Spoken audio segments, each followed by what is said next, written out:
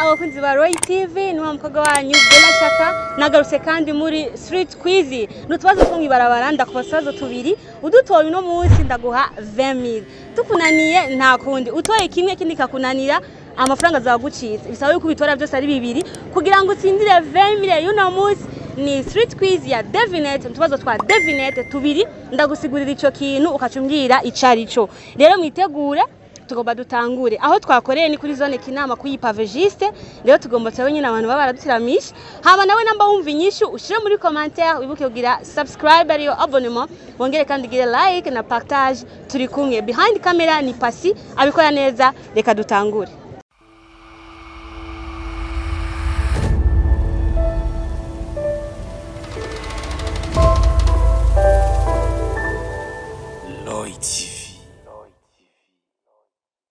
biterera sawa sawa cyane akazina kawe Nsandima nanje Andre nanje nitwa Bella Shaka journalist wa Roy TV ndiko ndakora utubazo tumwibarabara n'utubazo tubiri ndakubaza udutoye candaguha ibihumbi 200 tukunaniye naho nta kundi ntazara umugisha wawe uri tayari ni tayari kubabwira akabazo ka mbere rero unkurikirane kugira wishure neza wamaze kumviriza sivyo akabazo ka mbere karavuga gati ndahwahutse nka kumwe kwibaba ibabura arize ibaba sate ry'inkoko canke ry'imbata ibaba no kuvuga nta biro mpimo mva ndahwahutse nk'ibaba ariko nubwo mpahutse umuntu wa mbere w'inkomezi kwisi ntashobora kungendana ibihe byose wibaza ko no bandiki umuntu ndibaza ko bari marayika ikibazo ca kabiri ndi gato gusumba imbeba no kuvuga imbeba niyo nini kuri jewe ariko mu buto nubwo ndi gato nduzura inzu yanje nkayikwira ndumwe wibaza ko no bandiki siramo gato ndi gato gusumba imbeba ariko inzu yanje ndayikwirwamwo ndumwe wibaza ko no bandiki imbeba nyene uri imbeba nyene okay biterera meze neza kutavuga cyane ntiwariye ongeza akajwi rero akazina kawe nzomukunda Edimo nanje nitwa Bella Shaka journalist wa Roy TV ndiko ndakora utubazo tumwibarabara utubazo two guteramisha abantu bakora dukurikirana kugira baterame wewe udutoye n'utubazo tubiri ukadutora candaguha 200 tukunaniye urumva nta kundi uri tayari okay akabazo ka mbere rero ndahwahutse nk'ibaba uramaze kubona ibaba umva nta biro mfise umva ndahwahutse nk'ibaba ariko umuntu wa mbere akomeye cyangwa se w'inkomezi kwisi ntashobora kungendana ibihe byose wibaza ko no bandiki ndahwahutse nk'ibaba mbere ndanasumba nibaba guha ariko umuntu wa mbere w'inkomezi kwisi ntashobora kungendana ibihe byose wibaza ko no bandiki Imana ikibazo kigira kabiri ndi gato gusumba imbeba urayizi jewe rero ndi gato ndi munsi y'imbeba kuba muto ariko inzu yanje ndayikwirwamwo nkayuzura ndumwe wibaza ko no bandiki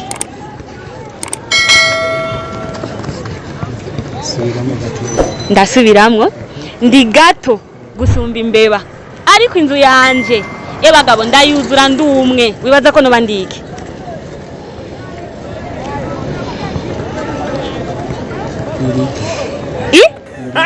irigi sawa turacabandanya na street quiz muye n'umukobwa biterera umeze neza akaji kawe kari hasi gerageza kuduza akazina kawe Ingabe Imana Julienne okay Julienne je nitwa Bella Shaka journalist wa Roy TV ndiko ndakora utubazo tumwibarabara n'utubazo tubiri twonyene ndakubaza udutoye nkaca ndaguhaye amahera 200 wumva uri tayari Ego ndi tayari akabazo ka mbere rero ndahwahutse gusumba ibaba umva ndahwahutse nta biro mpima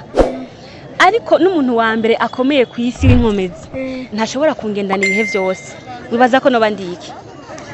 ntashobora kungendana ibihe byose wibaza ko no bandiki gari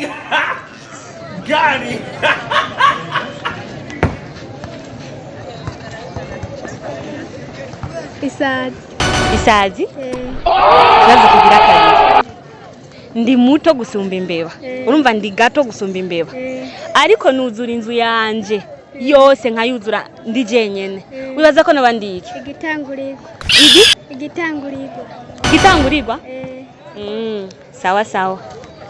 bite rero ni sawa umeze neza ndashima Uwiteka akazina kawe Gateka Cedric Batazira alias Inoti none ufise nyinshi wapi najya abavyeyi iyo alias mugane wayishiriyeko ni alias numva nyene kari ikintu kigitazira aka nanje nitwa Bella Shaka journalist wa Roy TV ndiko ndakora utubazo tumwe barabara twitwa street quiz rero nutubazo tubirinda kubaza udutoye cyandagwaya 20000 sawa tukunani urumva nta kundi ego uri tayari ndi ewana ndi ready ikibazo cya mbere ndahwahutse gusumba ibaba nturizi y'inkoko y'imbata y'inyoni ariko n'umuntu wa mbere akomeye ku isi ntashobora kungendana ibihe byose wibaza ko noba ndiki ura amafaranga ndamafaranga ikibazo kigira kabiri ndi gato gusumba imbeba ariko inzu yanje ndayuzura ndumwe wibaza ko noba ndiki intuzeya ikoma ry'inzu ndibaza ikoma ry'inzu hari ikindi wiyumvira nta ikindi niyumvira nico nyene sawa sawa kirana ni utubazo ntiwadutoye yego nakundi rero njije turacabandanya bite rero nawe umeze neza akazina kawe Oliva nanje nitwa Bella Shaka journalist wa Roy TV ndiko ndakora utubazo tumwe barabara utubazo tubirinda kubaza udutoye nkagwa 20000 tukunaniye nta kundi uca wihangana uri tayari ikibazo cya mbere ndahwahutse gusumba ibaba ariko n'umuntu wa mbere akomeye ku isi ntashobora kungendana ibihe byose wibaza ko noba ndiki amahera ikibazo kigira kabiri ndi gato gusumba imbeba ariko inzu yanjye ndayikwirwamwo ndi umwe wibaza ko noba ndiki akanyamabumba nagaki nakantu kubaka inzu utondo kakibana ari kamwe nyene hakindi kintu bibana gakoko kubaka hama kakaba mba kari banako nyene rero kakaba karuba hama kakazitira kakaheza mbo wahatse gitura mugabo inyishu siyo bite rero umeze neza niko mengo ufite amasoni cangamuka agazina kawe Janete nanje nitwa Bella Shaka journalist wa Roy TV ndiko ndakora utubazo tumwe barabara n'utubazo tubitwa yenda kubaza udutoye aya 20000 ucuyacikana tukunaniye naho nta kundi uri tayari yego ndi tayari okay akabazo ka mbere ndahwahutse gusumba ibaba ariko n'umuntu wa mbere ku isi akomeye ntashobora kungendana ibihe byose wibaza ko noba ndiki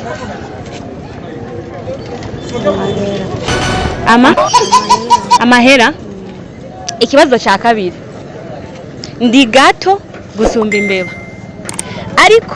inzu yanjye ndayuzura ndumwe wibaza ko noba ndiki